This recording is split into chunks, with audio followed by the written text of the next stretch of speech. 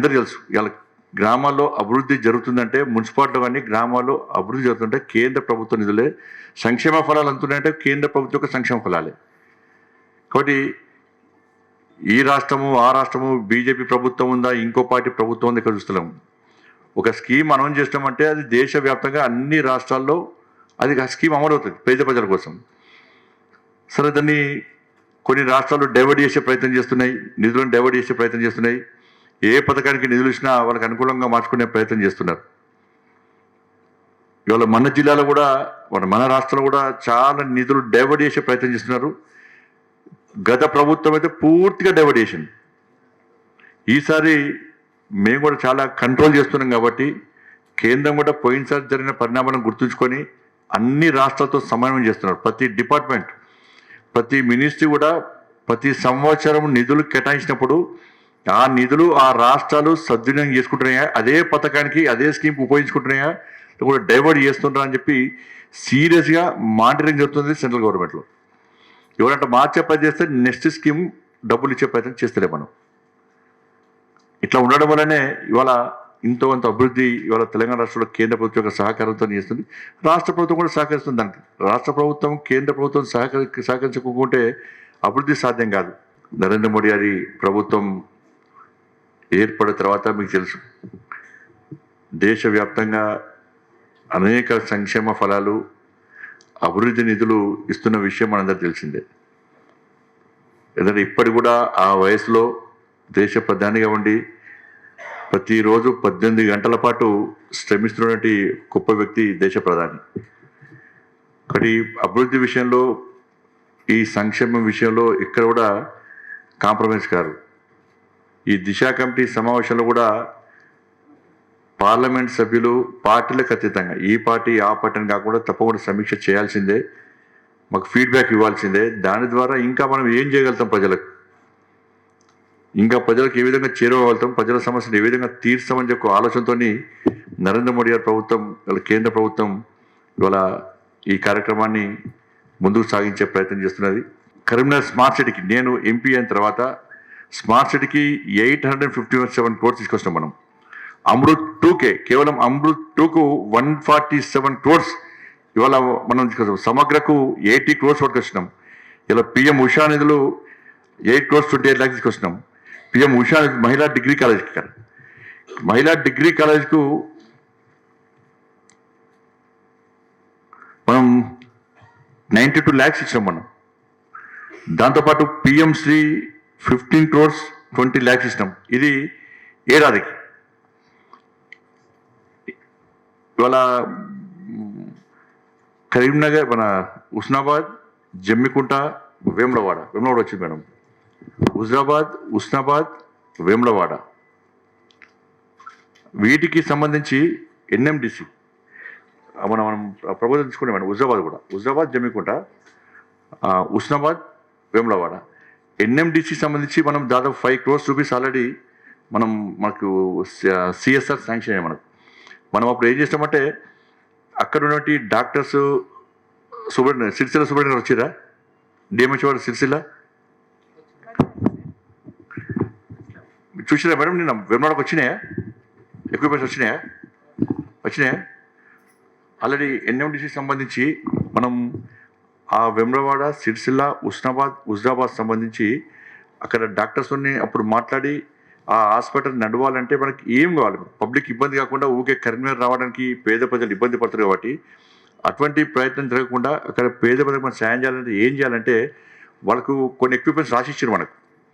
అవి ఎన్ఎండిసితో మాట్లాడి దాదాపు 5 crores తోని మనం ఎక్విప్మెంట్ తెప్పించినాం. వేములవాడలో ఆల్రెడీ ఇన్స్టాల్ చేసారు. వేములవాడలో నిన్న ఇంకా కొన్ని ఎక్విప్మెంట్ చేయాల్సి ఉండదు. ఇంకా హుజరాబాద్, ఉస్నాబాద్, జమ్మికుంటలో కూడా ఆల్రెడీ టీం వచ్చి ఒకసారి మొత్తం విజిట్ చేసిపోయారు వాళ్ళు. అక్కడ కూడా ఎక్విప్మెంట్స్ వస్తున్నాయి, అవి ఇన్స్టాల్ చేస్తారు. అంటే ఈ మనం ఇచ్చే దీని ద్వారా ఎవరు కూడా సిరిసిల్ల, ఉస్నాబాద్, హుజరాబాద్, జమ్మికుంటకు సంబంధించి మెయిన్ వ్యాధులు వస్తే, డిసీజ్ వస్తే కరీంనగర్కి రావాల్సిన అవసరం లేదని చెప్పి మనం చేస్తున్నాం. కాబట్టి మీరు చేయాల్సింది ఏంటంటే దాని తగ్గట్టు డాక్టర్స్ కానీ స్టాఫ్ను కానీ మనం ఇచ్చే ప్రయత్నం చేయాలి. ఎందుకంటే మనం అంత కష్టపడి తీసుకొస్తే దాని మెయింటెనెన్స్ లేకుంటే చాలా కష్టం. ఇవాళ కరీంనగర్లో నేను అంబులెన్స్ ఇచ్చిన మేడం, కరీంనగర్లో నేను అంబులెన్స్ ఇచ్చిన 60 lakhs అంబులెన్స్, అది ఐసీయూ ఫెసిలిటీస్ ఉన్నట్టు అంబులెన్స్ విత్ వెంటిలేటర్తో. దాన్ని దాదాపు 4 months మూలబెట్టారు. మళ్ళీ మీరు వచ్చినాక స్టార్ట్ చేసారు అంతే. అది 4 months దాన్ని అసలు బయటికి తీయలేదాన్ని. ఎంత ఘోరమైన విషయం అంటే దానిలో సిమెంట్ బస్తాలు ఆ బస్తాలు వేసారు. దానిలో అంత కష్టపడి 60 lakhs 68 lakhs తోటి అంబులెన్స్ తయారు చేస్తే వెములవాడకి ఇస్తే వెములవాడ కాలే. అంబులెన్స్ మనం దేనికోసం ఇస్తున్నాం సార్? మనం ప్రజలకు ఉపయోగపడానికి ఇస్తున్నాం. మనం ఇవ్వకపోతే ఏమవుతుంది? వాళ్ళకి బయట అంబులెన్స్ కొంటే 10,000 15,000 20,000. లాస్ట్కు ఆటోలలో డెడ్ బాడీ చేసుకో పరిస్థితి. రిక్షాలు ఉంటే రిక్షాలు తీసుకోవాలి, రిక్షాలు లేవు కాబట్టి ఇప్పుడు ఆటోలు తీసుకుపోతున్నారు. దాంతోపాటు సిఎస్ఆర్ మనకు తెలుసు, మీ అందరు కూడా ఇలా విద్యాశాఖతో పాటు మిగతా అధికారులు ఉన్నారు, అందరూ ఉన్నారు కాబట్టి సైకిల్స్ మేడం గారు బేటీ బచావో బేటీ పడావో ద స్కీమ్ కింద 70 సైకిల్స్ ఎస్బీఐ సిఎస్ఆర్ ఇస్తే ఆ రోజు మనం ఆ ప్రోగ్రాంలో పాల్గొనడం జరిగింది. దాని నుంచి మంచి ఫీడ్బ్యాక్ వచ్చింది. దీని ద్వారా ఏంటంటే గవర్నమెంట్ స్కూల్లో అటెండెన్స్ పెంచడం, గ్రామాల్లో పేద విద్యార్థులు ఉదయం నుంచి సాయంత్రం వరకు స్కూల్ పోవడం, 10th క్లాసు ప్రైవేట్ క్లాసెస్ ఉంటాయి, మార్నింగ్ స్పెషల్ క్లాసెస్ ఉంటాయి, ఈవినింగ్ స్పెషల్ క్లాసెస్ ఉంటాయి, ఇక్కడ పోవడం ఇబ్బంది అవుతుంది అని చెప్పి, డ్రాప్అవుట్స్ ఎక్కువ అవుతుందని చెప్పి ఆలోచించి మనం సిఎస్ఆర్ ఫండ్స్ ద్వారా కరీంనగర్ పార్లమెంట్ నియోజకవర్గంలోని ప్రభుత్వ పాఠశాలలో చదివే విద్యార్థులు అందరూ కూడా సైకిల్స్ ఇచ్చినాం మనం.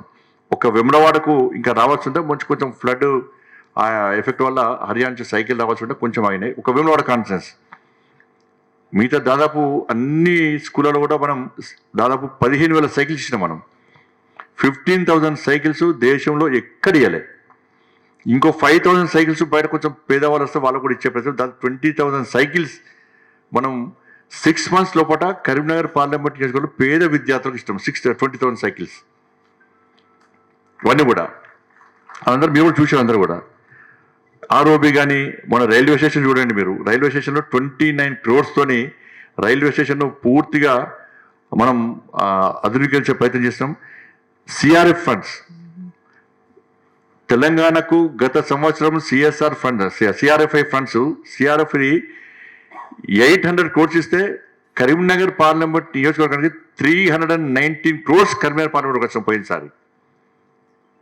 ఈసారి 700 crores ఇస్తే 170 crores కరీంనగర్ కోటకు వచ్చినాం. మనం కరీంనగర్ పార్లమెంట్కి వచ్చినాం. అందరూ గన్నేరువరం నుంచి కాజీపూర్ వరకు బ్రిడ్జ్, ఇది దాదాపు ఒక 30-40 సంవత్సరాలుగా అక్కడ ప్రజలు కోరుతూ ఉన్నారు దాన్ని. గన్నేరువరం నుంచి కాజీపూర్ వరకు, చింతకుంట ఏరియా వరకు అది తిరిగి వస్తే 40 kilometers దూరం అవుతున్నది. ఇక్కడ నుంచి ఇక్కడికి 3-4 kilometers వస్తున్నది. డ్యామ్ మధ్య నుంచి బ్రిడ్జ్ కోసం 77 crores మొన్న తీసుకొచ్చిన 77 crores గన్నేరువరం బ్రిడ్జ్ కోసం. 30 years నుంచి అక్కడ పబ్లిక్ అంతా ఫైట్ చేస్తున్నారు. నా దృష్టికోణం కూడా అలవెట్టారు పోయినసారి. కాబట్టి ఈసారి మాట్లాడి తీసుకొస్తాం. అట్లే విధంగా ఆర్నకొండ నుంచి మల్యాల వరకు, ఆర్నకొండ, చొప్పదండి, రామడుగు, గంగాధర, కొడిమ్యాల్, మల్యాల్ ఈ మండలాలను కలుపుతూ 50 crores తోని సిఆర్ఎఫ్ ఫండ్స్ ఇవాళ మొన్న శాంక్షన్ చేసినాం మనం. సిరికొండ నిజామాబాద్ కలిపే రోడ్డు కూడా 29 crores మనం తీసుకొస్తాం మనం. ఈసారి సిఆర్ఎఫ్ సంబంధించి కరీంనగర్ పార్లమెంట్కే హైయెస్ట్ నిధులు వచ్చినాయి సార్.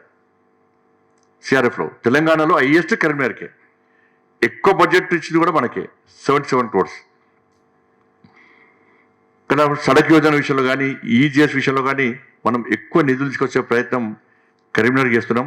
ఇలా శాతవాణి యూనివర్సిటీ కూడా నిధులు తీసుకొచ్చే ప్రయత్నం చేస్తాం మనం. జమ్మికుంట కూడా 10 crores ఈ 15 days కూడా 1 crore శాంక్షన్ అవుతున్నాయి. ఖేలో ఇండియా పేరు మీద మనం ఒక స్టేడియం నిర్మాణం చేయాలని చెప్పి జమ్మికుంటలో కూడా ఇట్లా కరీంనగర్ స్టేడియంను ఏ విధంగా అభివృద్ధి చేస్తామో అదే స్థాయిలో మనం జమ్మికుంట కూడా 10 crores తీసుకొచ్చి ఖేలో ఇండియా మీద శాంక్షన్ చేసేటువంటి అవకాశం ఉంది. కాబట్టి ఇవన్నీ నిధులు తీసుకురావడానికి నేను సిద్ధంగా ఉన్నా. మీరు కూడా చాలామంది సహకరిస్తున్నారు. ఇంకా మీకేమైనా ఆలోచనలు ఉంటే మనం మీ డిపార్ట్మెంట్లలో మీ శాఖలో మీకు ఎక్కువ ఆలోచన ఉంటుంది కాబట్టి వాటిని గుర్తించి మీ కొత్త ఆలోచనలు చెప్పండి. ప్రజలకు ఉపయోగపడేది, సమాజానికి ఉపయోగపడేది, అభివృద్ధి విషయంలో కానీ సంక్షేమ విషయంలో కానీ మీరు చెప్పే ఆలోచనలకు నేను కట్టుబడి ఉంటా. నా వంతుగా నేను కేంద్ర ప్రభుత్వం నుంచి ఇంకా నిధులు తీసుకొచ్చే ప్రయత్నం చేయడానికి నేను సిద్ధంగా ఉంటా అని చెప్పి మీ అందరికి గిఫ్ట్ చేస్తూ మీటింగ్ స్టార్ట్ చేద్దామండి. మీడియా మిత్రులందరూ కూడా ధన్యవాదాలు. తెలుగులో న్యూస్ కి ఫాస్టెస్ట్ యాప్ ఇప్పుడు టోటలీ న్యూ అవతార్లో జస్ట్ 5 seconds లో కంప్లీట్ న్యూస్. సోషల్ మీడియాలో ట్రెండ్స్ కి one stop solution. Live TV app voice search option తో ఇప్పుడే డౌన్లోడ్ చేయండి లేదా అప్డేట్ అయిపోండి. యాప్ లింక్ డిస్క్రిప్షన్ లో ఉంది.